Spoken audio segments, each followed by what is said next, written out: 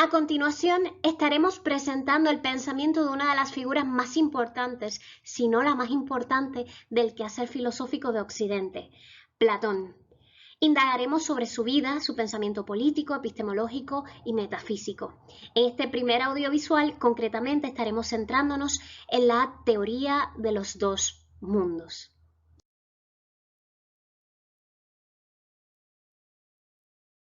La tríada griega son Sócrates, su discípulo Platón y Aristóteles.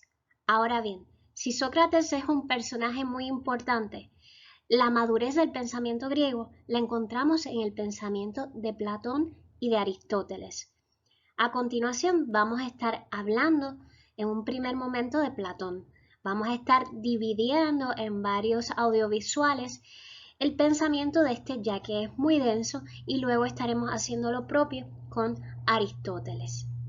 Alfred North Whitehead, un filósofo británico que vivió a la altura del siglo XX, nos lega una cita en uno de sus textos que muy bien podría resumir la historia de la filosofía en Occidente, así como bien sirve a la perfección para introducir el personaje a continuación. La cita es la que aparece en la diapositiva.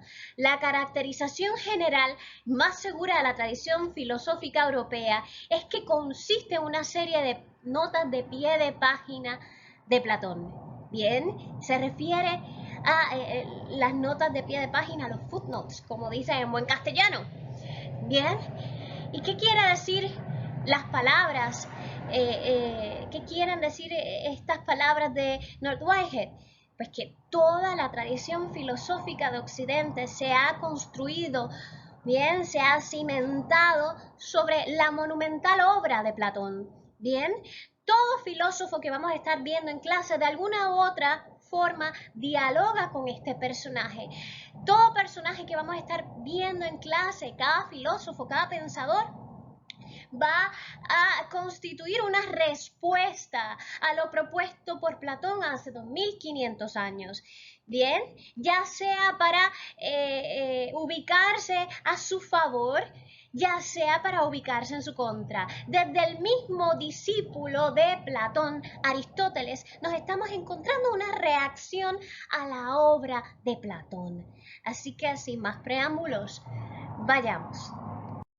La edad dorada de la antigua Grecia coincide con el mandato de Pericles y con la vida del presente personaje, Aristócles Podros. Sí, porque ese es el personaje que estamos estudiando, mejor conocido como Platón. Platón es su apodo. ¿Y qué significa Platón? El de espaldas anchas, el fornido, el fortachón. Bien, ahora, ¿quién era Aristócles Podros? Aristócles Podros fue hijo de una familia rica y bastante influyente dentro del mundo ateniense. A temprana edad, participó como plita de la guerra del Peloponeso. Esta guerra del Peloponeso es un conflicto que se va a dar entre una potencia naval como era Atenas y esa potencia de infantería que era Esparta. La guerra del Peloponeso no es otra cosa que una guerra civil que se da entre las polis griegas como consecuencia de ese desvío de fondos que realiza Pericles para embellecer y renovar a Atenas, pero ese dinero, recordarán ustedes de las pasadas presentaciones, era un dinero que estaba destinado para la protección de los griegos ante las incursiones bélicas de los persas. Ahora, esa guerra del Peloponeso va a traer cola, sobre todo para efectos de la clase, deben recordarlo. Cuando estemos hablando del helenismo, bien, vamos a ver una de las consecuencias de ese conflicto entre griegos, entre hermanos. Eso es una guerra civil. En esa guerra civil del Peloponeso va a ganar Esparta. Y precisamente aquí vamos a empezar a ver, bien, una caída que va a darse paulatinamente de Atenas como la protagonista, como la ciudad más importante. Pero no hablemos de eso ahora. Continuemos con Platón o Aristócles Podros. En esa guerra del Peloponeso, en donde Platón participa como Plita, también va a estar participando Sócrates. Y ahí es donde entra en contacto por primera vez este personaje con el que va a ser su famoso maestro. Ahora bien, Platón era vegetariano y también era famoso por seguir las enseñanzas en torno a la armonía numérica de Pitágoras. A los 21 años entra a ser concretamente discípulo de Sócrates. Tenía una relación bastante cercana. Sin embargo, Platón no estuvo presente en el momento en el que Sócrates ingiere la cicuta, pero sí estuvo presente en el juicio y le va a afectar mucho. Bien, ahí es donde se comienza a dar cuenta que el sistema democrático no sirve de nada si no hay una educación, bien, si no todos estamos en igualdad para tomar una decisión razonada. Platón va a, después del juicio, va a irse a viajar y va a dedicarse a escribir las conversaciones que tenía con su maestro. Se va a viajar por Megara. Y mientras está sucediendo esto, recuerden que pasa un periodo de tiempo de cerca de un mes desde el juicio hasta que finalmente Sócrates ingiere la cicuta. Pues en todo ese tiempo e incluso después, Platón se va a dedicar a guardar de forma escrita las enseñanzas de su maestro. Va a compilar sus enseñanzas utilizando un género, el diálogo. Recordarán que a Sócrates no le gustaba dejar nada escrito, pues entendía que la filosofía era una actividad viva, bien de conversación, de pregunta y respuesta. ¿Y qué forma mejor para calcar, mimetizar, imitar una conversación que escribir en forma de diálogo?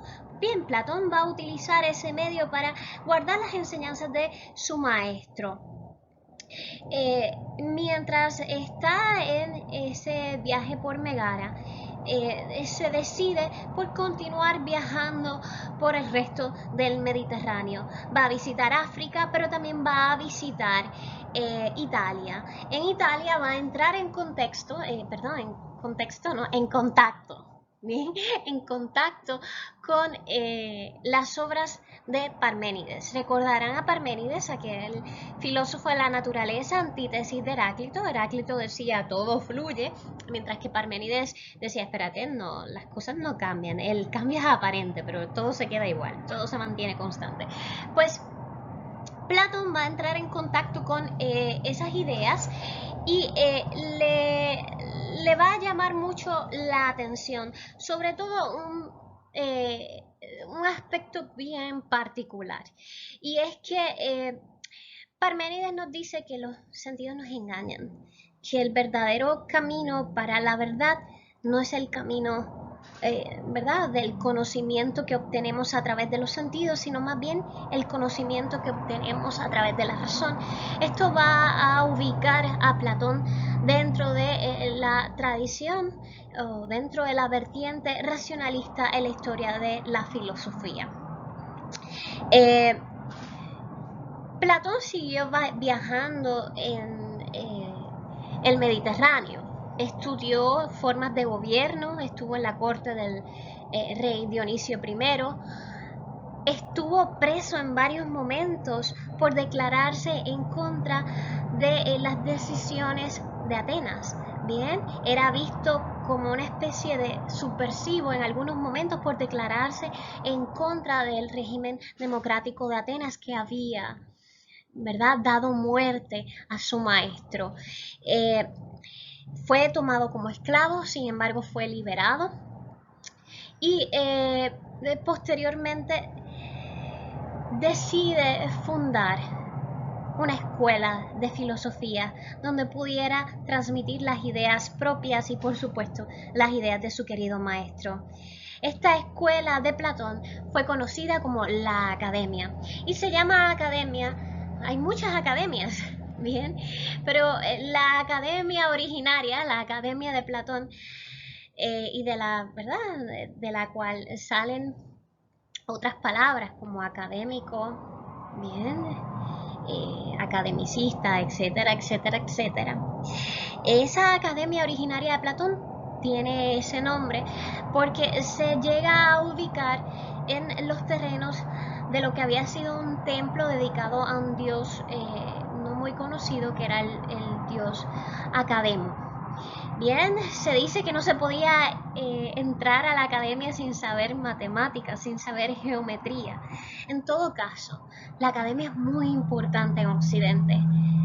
Chicos, Platón vive aproximadamente en el siglo V antes de Cristo y la academia que éste funda va a estar abierta hasta el año 529 de nuestra era, después de Cristo. Bien, en los mismos inicios de la Edad Media. Imagínense la cantidad de años, de siglos que han transcurrido desde su fundación hasta su cierre. Eso significa que el impacto, el influjo de las ideas de Platón va a estar palpable durante mucho tiempo, va a predominar un tiempo considerable, sobre todo en lo que va a ser la antigüedad y los comienzos de la Edad Media. Pero de eso pues vamos a abundar más adelante. La obra de Platón fue bastante diversa. Abarcó temas que van desde la política, la ética, la metafísica, la epistemología, y se encuentra básicamente recogida, compilada en 42 diálogos y muchas cartas, entre ellas posiblemente la más famosa es la carta séptima, en la que parece que se retracta hasta cierto punto de su obra juvenil. En estos diálogos intervienen como personas que vivieron en efecto en las Atenas de Platón, muchos de ellos sofistas, como les estuve diciendo en pasadas presentaciones, pero el personaje principal va a ser Sócrates. Podríamos decir básicamente que las analogías que emplea Sócrates en los diálogos platónicos tienen una función bastante parecida a las parábolas de Jesús en el Nuevo Testamento.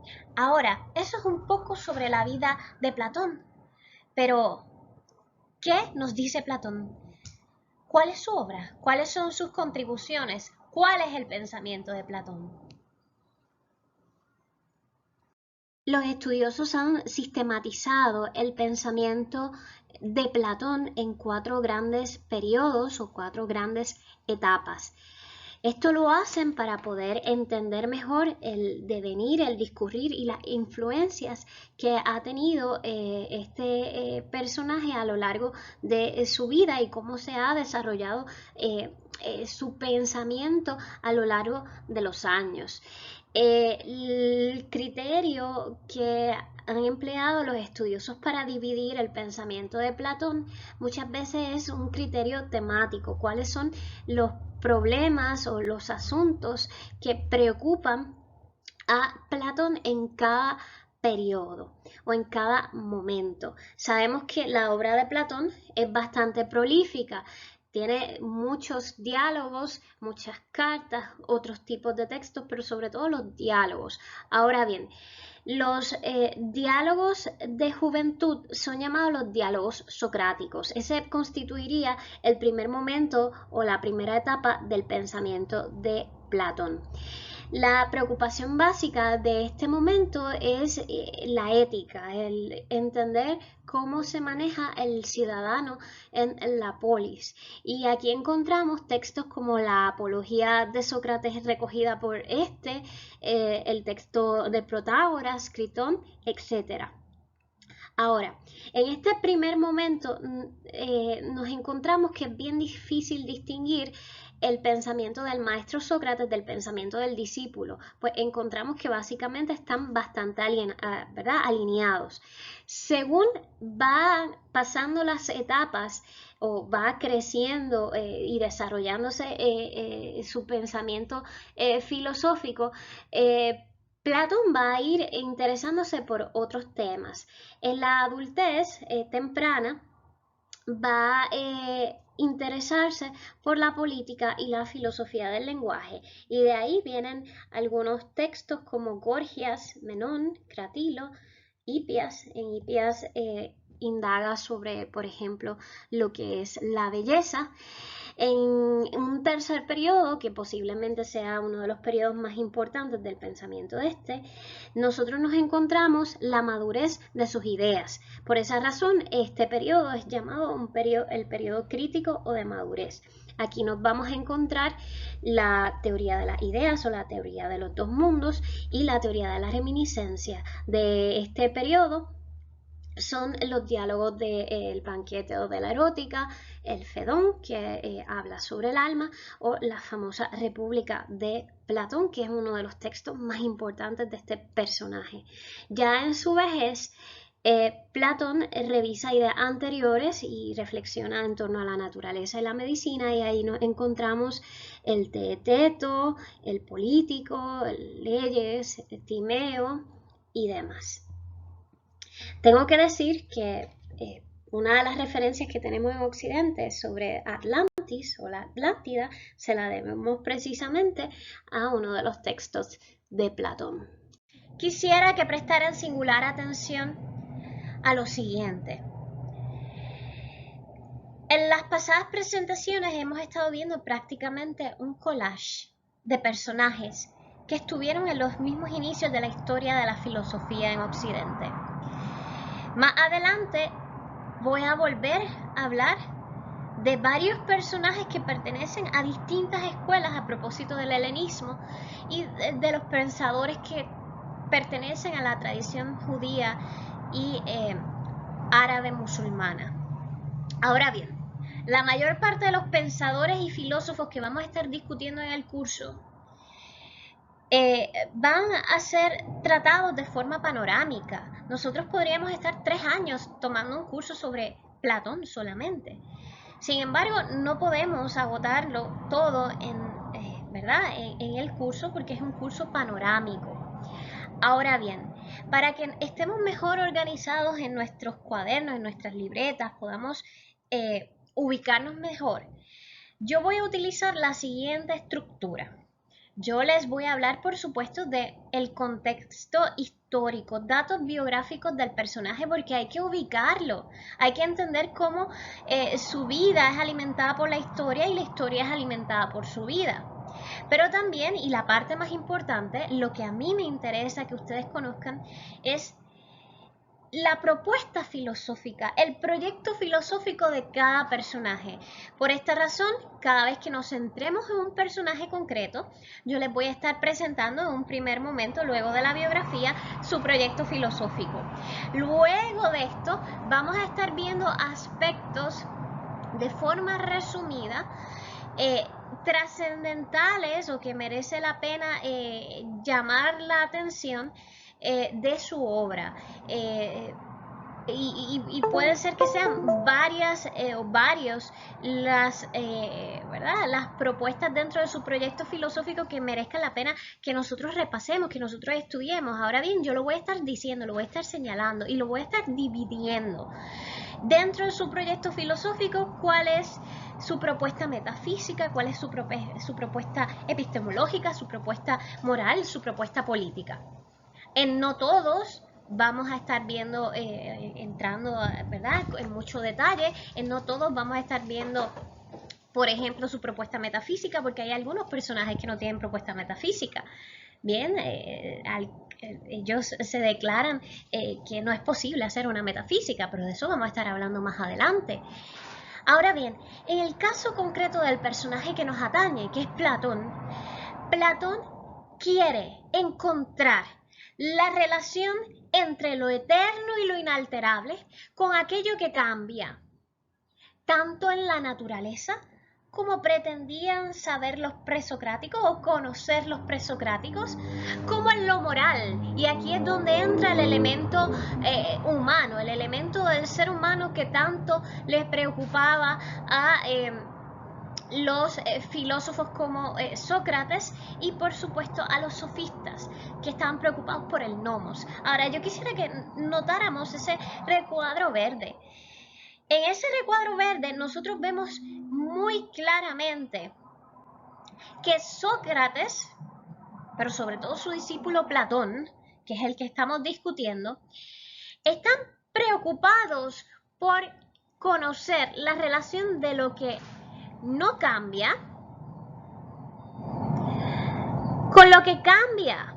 Es decir, que nos vamos a encontrar que en el proyecto filosófico de Platón va a haber hasta cierto punto una integración de la propuesta de Heráclito, todo fluye,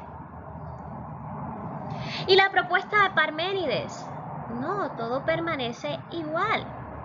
Y eso lo vamos a ver claramente en la propuesta filosófica de Platón. Vamos a hablar de ella en las próximas diapositivas. Ahora bien, para poder contestar este asunto, para poder llevar a cabo su proyecto filosófico, Platón se va a ver obligado a generar una ética, una metafísica, una epistemología, generar una respuesta abarcadora en distintos ámbitos. Bien, Platón va a querer responder: ¿cómo puedo llevar una vida virtuosa cuando hay cosas que parecen eternas, pero a su vez hay cosas que cambian, las cosas cambian? Y para poder contestar eso se ve obligado, bien, para poder contestar, para poder generar un pensamiento ético moral, se ve obligado a generar una metafísica. Bien, y recordemos que la metafísica es aquella rama de la filosofía que intenta explicarnos sobre lo que existe, lo que hay, cómo está constituida la realidad. Pero para poder sustentar su metafísica, Platón se va a ver obligado en generar una explicación de cómo es posible conocer esa realidad. Es decir, una explicación epistemológica. ¿Cómo es posible conocer lo que yo digo que es realidad? En síntesis, lo que quiero decir es que Platón tiene un proyecto, pero para poder llevar a cabo ese proyecto, para poder contestar las preguntas que tiene, se ve obligado a generar unas respuestas que unas y otras conectan entre sí.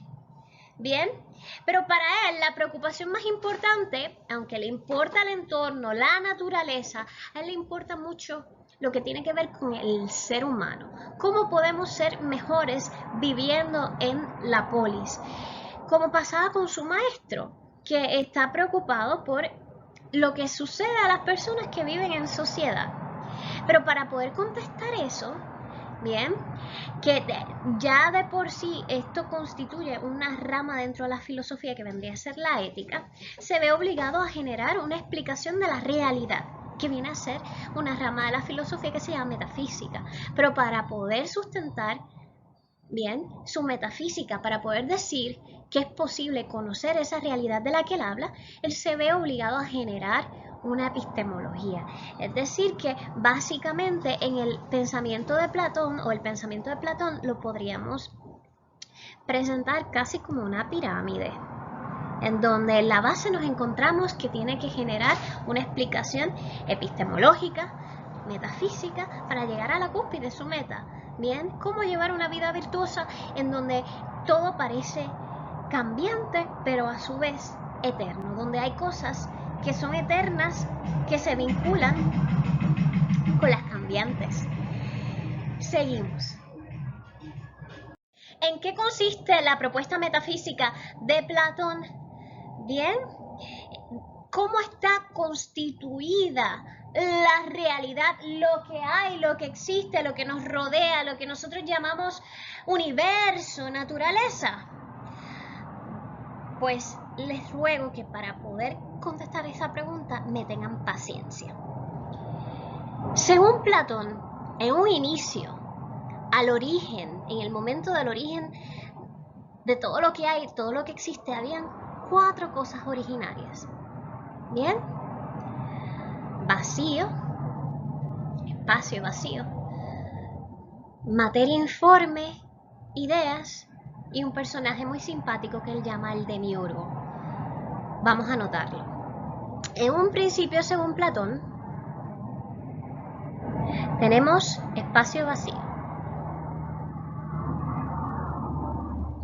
Tenemos también, ese número 1 me quedó bien feo. Tenemos también materia informe. Esto nos recuerda un poco a los presocráticos. Y algunas modernas teorías sobre el origen de las cosas. Ahora, lo que es muy característico del pensamiento de Platón son los próximos 2 elementos originarios. Algo que él llama ideas o formas. Eidos. Profesora, estoy igual, idea. No, nada que ver con las ideas que usted tenga en la cabeza, nada que ver con representaciones mentales o esas imágenes que le vienen a usted o se le presentan a usted cuando está pensando en su amor platónico o en el plato de trifongo que quiere comerse. No, nada que ver. Las ideas vienen a ser los arquetipos, los moldes, las esencias de las cosas, pero a eso vamos próximamente. El cuarto punto es un elemento bastante interesante y bastante simpático dentro del pensamiento de Platón. Para Platón no existe un Dios creador como en el mundo judeocristiano. Bien, no es un Dios que dice, hágase la tierra y se hace. No. Todo ha existido, todo eso ha existido desde un origen. El vacío siempre ha estado, la materia informe siempre ha estado ahí. Las ideas y las formas o los moldes han estado siempre ahí. Y él también. Un Dios.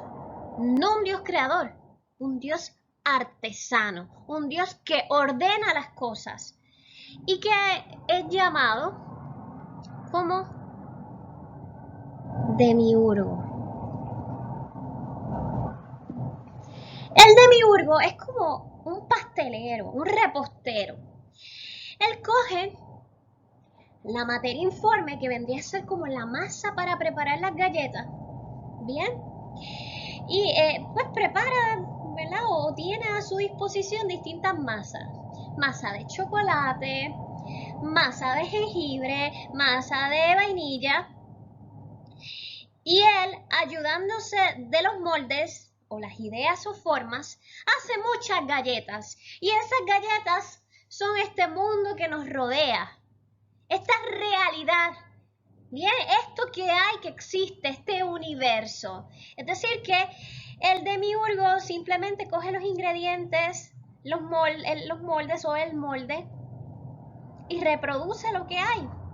Pero él no crea nada, simplemente reproduce a partir del molde. Bien, next. Profesora, no entiendo, pues vamos a usar un diagrama. Para nuestro amigo Platón, bien, antes de que existiera todo lo que hay, todo eso que nosotros llamamos realidad, que captamos por los sentidos. Bien, voy a dibujarme ahí. Esta soy yo, estoy en ese mundo de los sentidos. Antes de que existiera eso, primero, en un primer momento, vamos a hacer aquí un globo para que piensen que es el primer momento, lo que había era vacío, esa materia informe y algo que él llama ideas, que son como unos moldes. Esas ideas, bien, son los moldes por los que se reproduce todo lo que hay en este mundo. Es decir, que el demiurgo Vamos a poner aquí.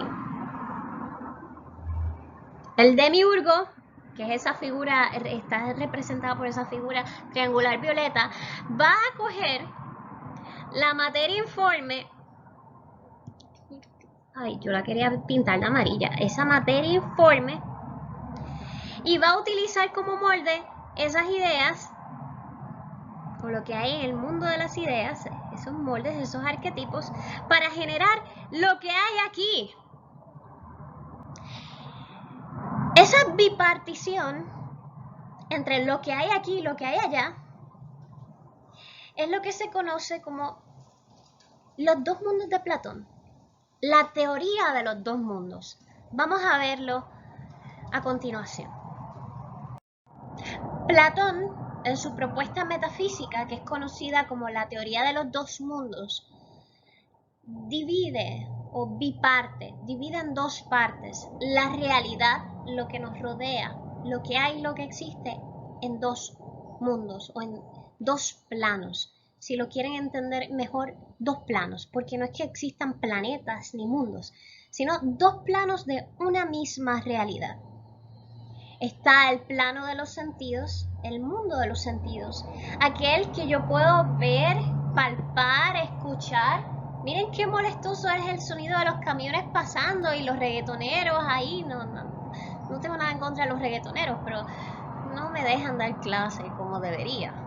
Están ahí haciendo ruido todo el tiempo. Yo no sé cómo conquistan mujeres así. Tema aparte, ¿bien?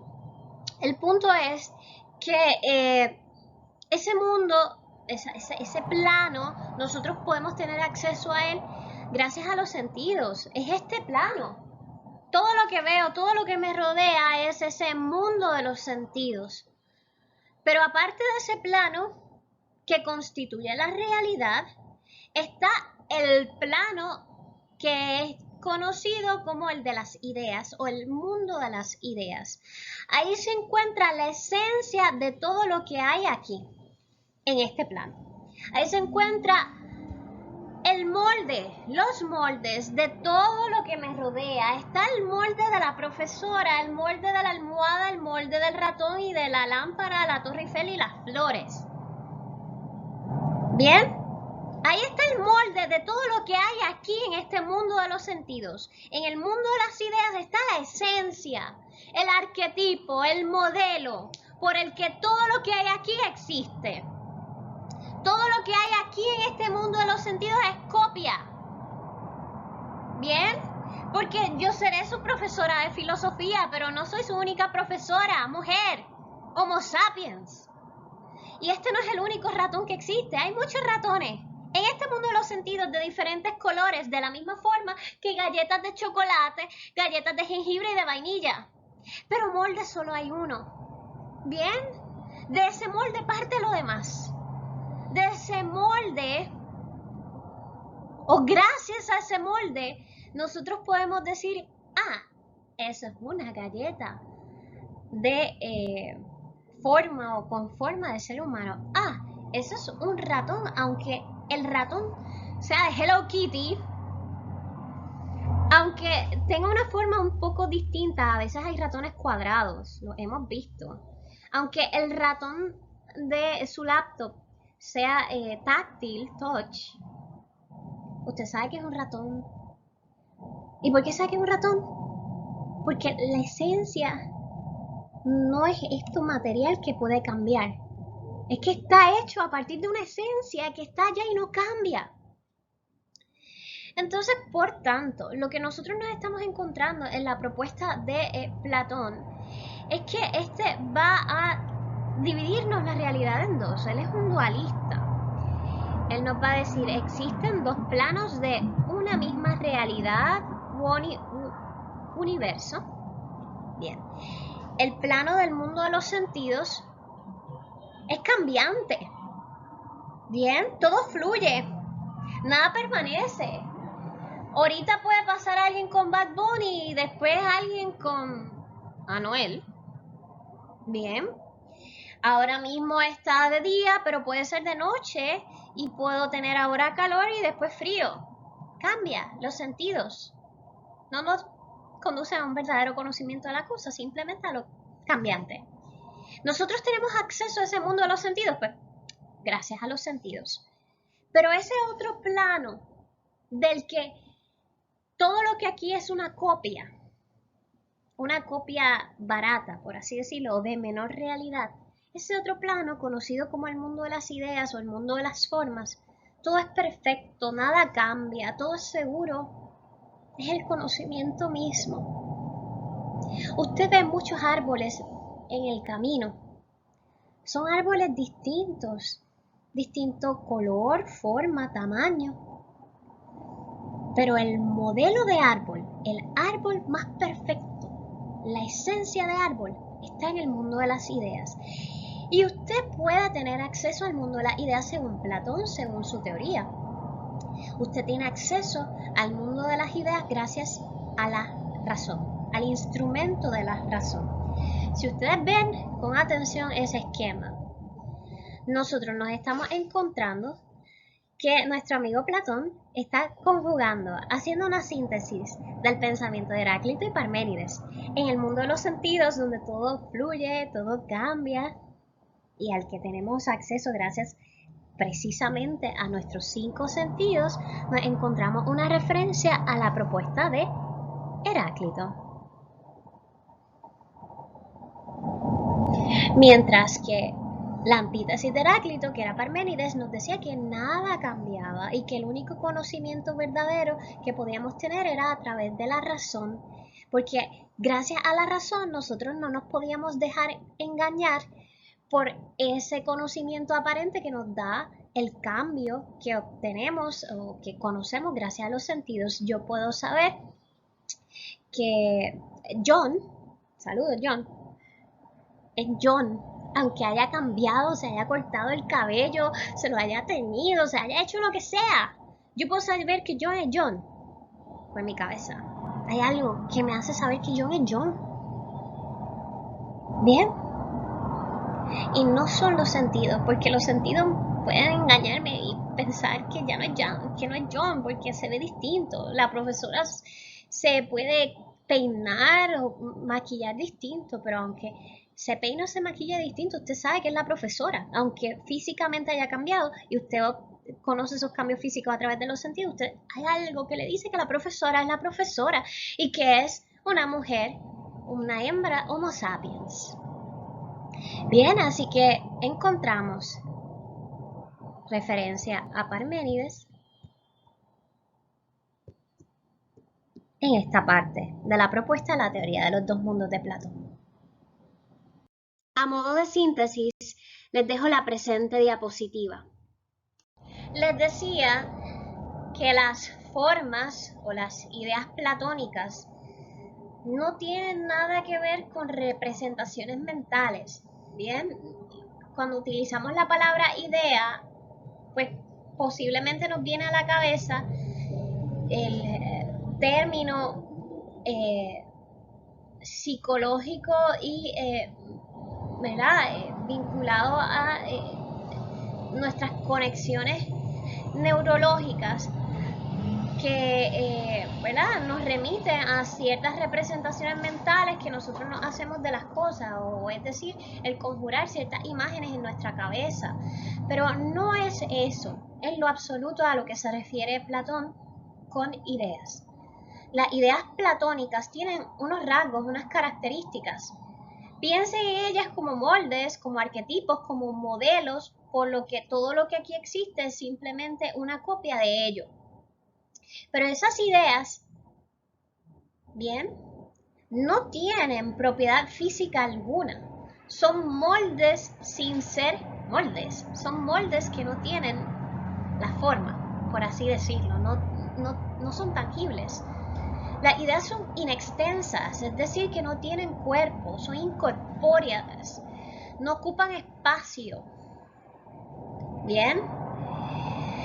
Son eternas e invariables, siempre han estado ahí, no han cambiado.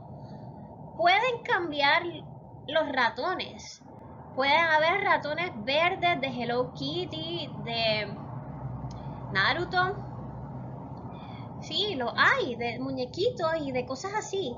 Pueden cambiar las cosas en el mundo de los sentidos. Pero la idea de ratón siempre se va a mantener inamovible, invariable, eterna. Siempre ha existido y seguirá existiendo y seguirá siendo la misma. Y por si no lo ha olvidado, la idea de ratón no tiene cuerpo, es decir, es inextensa, o no ocupa espacio, en todo caso, y no tiene cuerpo, es incorpórea. Son universales e independientes de nuestra existencia. ¿Puedo romper este ratón? Y decir, este Platón. Miren cómo me tiene Platón. Es que estoy consciente de que esto es una idea muy compleja y me gustaría estar en persona explicándoselo. Yo puedo romper este ratón, puedo romper un papel, puedo lanzarme por ahí atrás, darme un golpe, puedo morirme, pero la idea de Femina Homo sapiens va a seguir existiendo. Puedo romper esto, pero la idea de ratón, y entiéndase mouse, no ratoncito, va a seguir existiendo. Y de la única forma que podemos conocerlas, bien, independientemente de que cambien, mueran, dejen de existir las copias, es solamente gracias a nuestro pensamiento. Para ilustrar las consecuencias del planteamiento metafísico de Platón, podemos ayudarnos de la presente diapositiva en donde ustedes encuentran dibujados unos caballos. Si nos damos cuenta, cada caballo es distinto, tiene distinto color, forma, tamaño. ¿Cómo percibimos estas diferencias? Pues gracias a nuestros sentidos, nos va a decir Platón, gracias a nuestros ojos o a nuestro sentido del tacto podemos ver o palpar ¿verdad? ¿Cómo es ese caballo? Podemos saber si es más grande, más pequeño, el color de la crin, ¿bien? Pero, ¿qué hace que yo sepa que el caballo es caballo pese a que luce distinto? ¿Qué hace que yo sepa, qué hace que yo pueda identificar el caballo pese a que este puede presentarse de diversas formas? Bien, Platón nos va a decir que lo que nos permite identificar al caballo, pese a que luzca en este mundo de los sentidos de forma distinta, es que nosotros tenemos acceso a la idea de caballo, a la esencia de caballo por la que nosotros reconocemos a todos los caballos que existen. Piense de un niño pequeño. Por alguna razón, los niños pequeños, a diferencia ¿verdad? De lo que podríamos considerar para un adulto, si un niño pequeño ve un caballo, puede pensar que es un perro grande, un perro gigante. Pero pues por la enseñanza ha ido aprendiendo que pues es otro animal. Sin embargo, ¿qué reconoce el niño en el caballo que hace vincularlo con el perro? Pues que es un animal peludo que tiene, ¿verdad? O que está erguido en 4 patas. Bien, y parecería que nosotros identificamos unos rasgos o unas características, hay unas características esenciales que hacen que la cosa sea la cosa y unas características accidentales. El color de la crin, el tamaño es accidental, pero hay algo que hace que sea, ¿verdad? Unos rasgos de la cosa que nos remiten a su esencia.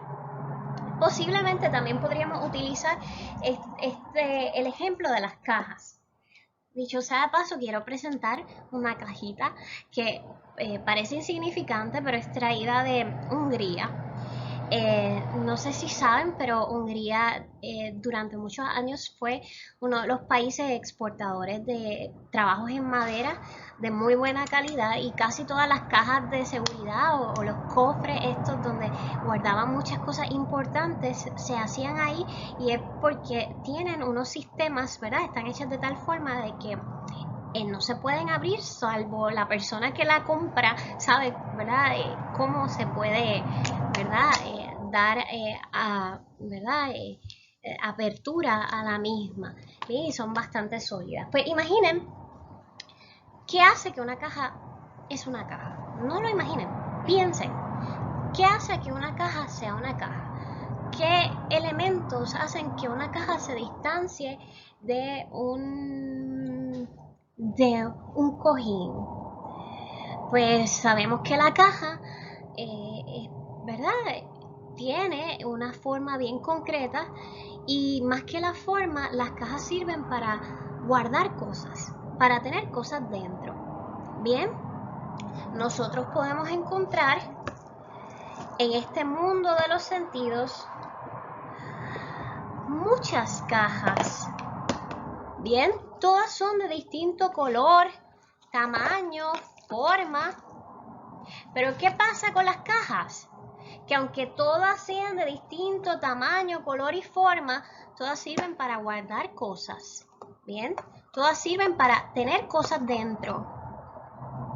¿Y qué pasa? El que yo pueda reconocer que esto es una caja y esto es una caja y esto es una caja es precisamente por esto, por la razón. Aunque mis sentidos me dicen que son distintas, pesan distinto, tienen colores distintos, son distintas las formas, pese a que mis sentidos me dan esa información, yo, gracias a la razón, puedo identificar en ella, según Platón, la esencia, aquello por lo que la cosa es la cosa.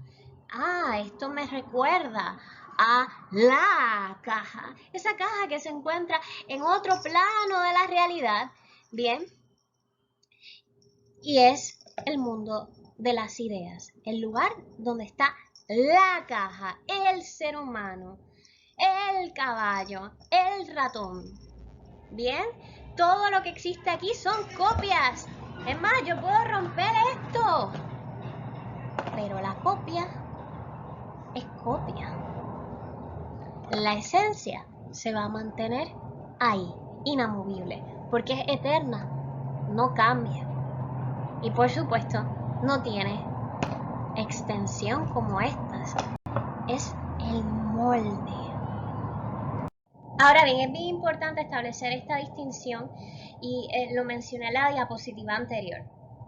Un objeto puede tener características esenciales y características accidentales. Esta distinción, aunque ya la comenzamos a ver un poco en la discusión sobre esta bipartición de la realidad, vamos a verlo más concretamente en el caso de Aristóteles y por eso es que se lo estoy presentando ahora.